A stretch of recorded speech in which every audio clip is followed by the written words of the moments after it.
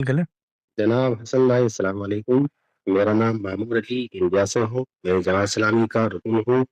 पहले तो मैं आपका और अकबर भाई का बहुत बहुत शुक्रिया अदा करता हूँ कि हमें दीन के बारे में जानने का मौका मिला।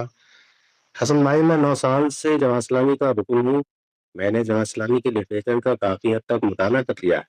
अल्हम्दुलिल्लाह, जमात का लिटरेचर का मुताला करने से जो फिक्र पैदा होती है उससे आप अच्छी तरह वाकिफ होंगे, यानी फरीदा इकामत दीन। अब मैं तकरीबन 7 साल से उस्ताद की किताबें पढ़ रहा हूँ, जिसमें निज़ाम, बुरहान, मकामात, इल्मुन्नबी, डैलस के खुतबात, निज़ाम के लेक्चर, तहरीक इस्लामी अहद और 23 एतराज़ात की सीरीज और अब इल्हाद सीरीज वगैरह वगैरह। मैं उस्ताद की फिक्र से काफ़ी इत्मीनान इत्तेफाक रखता हूँ। हमारी एक मीट उस्ताद से भी हो चुकी है। मेरा लेकिन उस मीट में मैंने उस्ताद को जमात के बारे में कुछ बताया भी था, लेकिन मोहतरम जमात की जो कारकर्दगी है मैं उसकी इफादियत को नज़रअंदाज नहीं कर सकता। अल्हम्दुलिल्लाह, आज मुझे जो भी कुछ दीन का शऊर हुआ है वो जमात की देन है। जमात इस्लामी के कामों में अखलाकी तरबियत, तालीमी खिदमत, समाजी खिदमत, जमहूरी उसूलों पर अमल, all India ideal teachers association जैसी दिनी तंजीम का क़याम, नज़्म व ज़ब्त, अदल व इंसाफ की हिमायत, सियासी किरदार। मसला ये है कि उस्ताद का मशवरा था कि आप उनके साथ रहकर काम करते रहें, पर असल मसला ये है कि जमात का हर कारकुन को जमात का लिटरेचर पढ़वाना होता है और उस तरह के कारकुन या अरकान पैदा करने होते हैं और दूसरे लोगों को भी उसी फिक्र के मुताबिक ढालना होता है। अब मैं बड़ी कशमकश हूँ हसन भाई इस मामले में कि मैं उस लिटरेचर को दूसरों को पढ़वाता अभी मुझे बड़ी दिक्कत होती है और दिल में ये ख्याल भी परेशान करता है कि मैंने जमात इस्लामी से एक अहद भी बांधा है। आप मेरी सूझन के हल में मेरी रहनुमाई कर दे, बड़ी मेहरबानी हो। देखिए, मैं बतौर तालिब इल्म के आपके साथ अपना तजुर्बा शेयर कर देता हूँ। उसके बाद आप उस पर गौर व फिक्र कीजिएगा, किसी नतीजे तक इंशाल्लाह पहुँच जाएंगे। आप जब किसी निज़ाम से वाबस्ता होते हैं ना, तो उसके बेपनाह महासिन होते हैं, बड़े फ़वाइद होते हैं। वो आपको एक माहौल देता है, तरबियत करता है। ख़ुद आपको अपनी ज़ात पर उसका कर्ज़ महसूस होता है कि हम आम से लोग थे, हमें कोई दीन की समझ बूझ नहीं थी, तो इन लोगों ने, इनके अकाबरीन ने इतनी मेहनत करके हमें यहाँ तक पहुँचाया। इनके लिटरेचर ने खुदा शनासी पैदा की, इबादत का ज़ौक़ पैदा किया। फिर हल्के बन जाते हैं, ताल्लुकात हैं, दोस्तियाँ हैं, रवाबित हैं। फिर इंसान की अपनी एफ़र्ट होती है जो उसकी यादाश्त और हाफ़ज़े का हिस्सा बन जाती है। तो ये आसान काम नहीं होता कि जब आप किसी एक फ़िक्र को दुरुस्त समझकर उसके साथ अपने ताल्लुक़ का इज़हार कर रहे हों और उस फ़िक्र के बारे में कुछ बुनियादी सवालात आपके ज़हन में पैदा हो जाएँ, तो फिर उसके बाद जो मामलात हैं वो वैसे नहीं रहते जैसे हमारी आपकी ख्वाहिश तवक्को होती है। उसकी वजह क्या है? उसकी वजह ये है कि जिन लोगों से आप वाबस्ता हैं, उनके यहाँ वो ज़हनी सफ़र नहीं हुआ हुआ जो ज़हनी सफ़र आपके यहाँ हो गया है। अब जब उनका वो ज़हनी सफ़र नहीं हुआ हुआ, तो वो चीज़ों को उस एंगल से देखेंगे नहीं जिस एंगल से आप देख रहे हैं।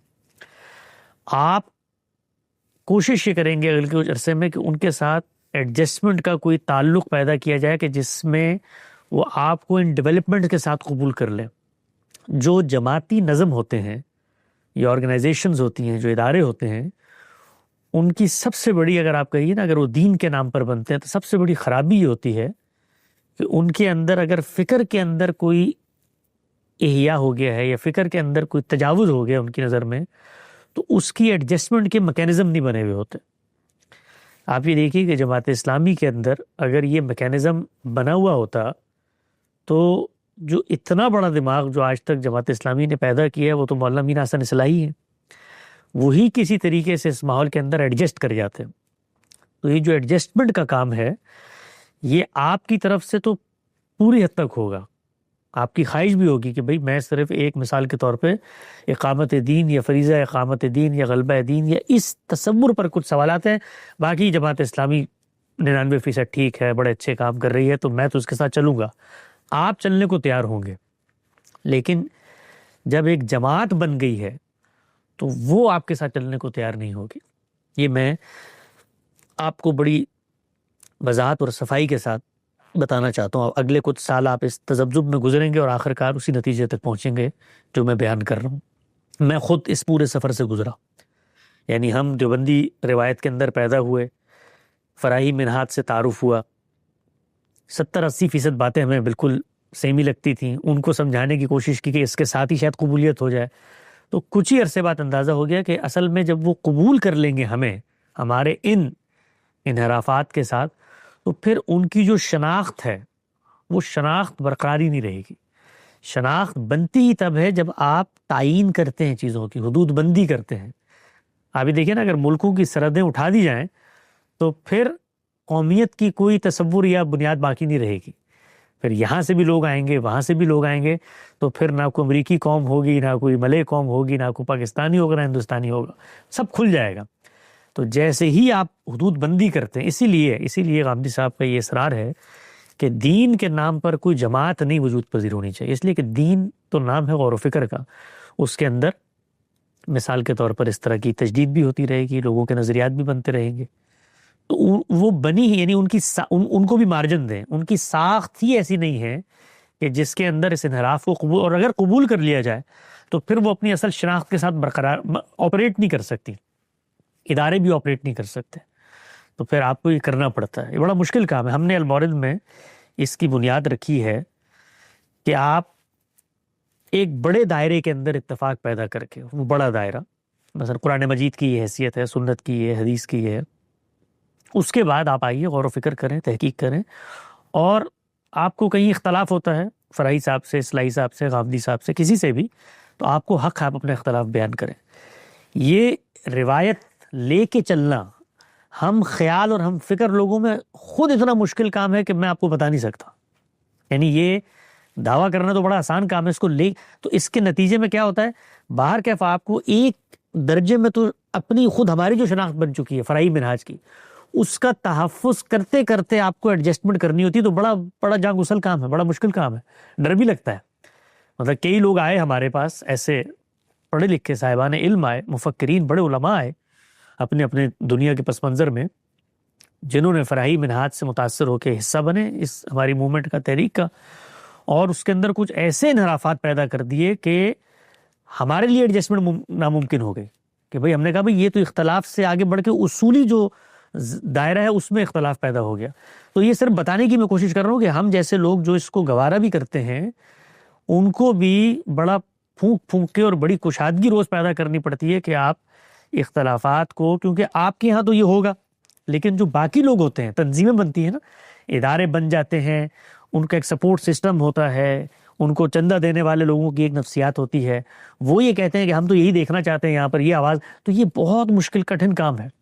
تو تعلیمی اور تحقیقی اداروں کو یہ مشکل اٹھانا پڑتی ہے، نبھانا پڑتی ہے. ہم نبھا رہے ہیں اس کو، لیکن جماعت جب بن جاتی ہے ان کے لیے بڑا مشکل ہوتا.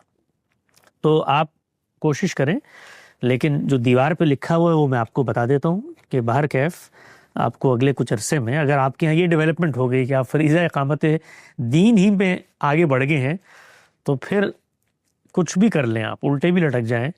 جماعت اسلامی، اگر میں بھی جماعت اسلامی میں ہوں، مولانا مودودی کی فکر پہ ہوں، تو میں بھی آپ کو جماعت کے حلقوں میں قبول نہیں کروں گا، کیونکہ مجھے پتہ ہے کہ آپ کی موجودگی سے میری جو تحریک کا مومنٹم ہے وہ ڈسٹرب ہو رہا ہے.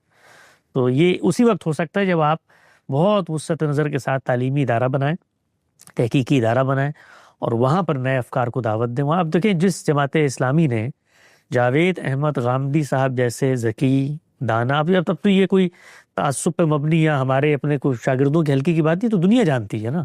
یہ حقیقت تو اب ایسی ہے کہ یہ اپنے پرائے سب جانتے ہیں کہ اللہ تعالیٰ نے ایک اتنا بڑا آدمی، اتنا بڑا عالم، اتنا ذکی اور فہیم اور متین اور دانشور اور مفکر اور دائی پیدا کیا ہے. تو وہ اگر کسی جگہ پر تھا تو یہ تو ان کے لیے نعمت غیر مترکبہ تھی. یعنی وہ تو کوئی چھوٹا سا ذیلی ادارہ بنا کر کہتے کہ بھئی یہیں پہ تحقیق کرتے رہو یہیں پہ ہمارے ساتھ ہی جڑے رہو، تم سے جو خیر پہنچے گا وہ ہم تک بھی پہنچ جائے گا. لیکن مزاج کیا ہوتا ہے تنظیموں کا کہ وہ اس میں ڈسٹربنس برداشت نہیں کرتے. اور ایک دفعہ یہ ڈسٹربنس پیدا ہو جائے، میں خود چونکہ دیوبندی حلقوں میں رہا ہوں اور بہت میں نے اپنے بزرگوں سے اکابرین سے اس پہ گفتگو کی ہے کہ بھئی کیوں نہیں ہو سکتی یہ ایڈجسٹمنٹ، آپ ہمیں اگر اس صورتحال میں قبول کر لیں، یہ کیوں نہیں ہو سکتی؟ تو ان کی جو گفتگو ہیں، ان کی جو نفسیات ہے، اس کو مجھے سمجھنے کا موقع ملا، وہ یہ کہ پھر اس کے بعد یہ سلسلہ یہاں رکے گا نہیں. ایک تفرد آپ کے یہاں پیدا ہوا ہے، دوسرا کسی اور کے یہاں پیدا ہوگا، تو پھر کرتے کرتے بحث وہاں پہ جائے گی کہ دین پر اہل علم براہ راست غور و فکر کریں گے، وہ کسی فقہ کی تقلید کے پابند نہیں ہے. تو پھر یہ نظام اور یہ انفی شافعی اور دیوبندی یہ کچھ رہے باقی نہیں بچے گا، پھر اس کا خاتمہ ہو جائے گا. تو آپ نے اگر ایک سوراخ کر دیا تو خاتمہ ہو جائے گا. تو اقامت دین اگر گیا تو جماعت اسلامی گئی.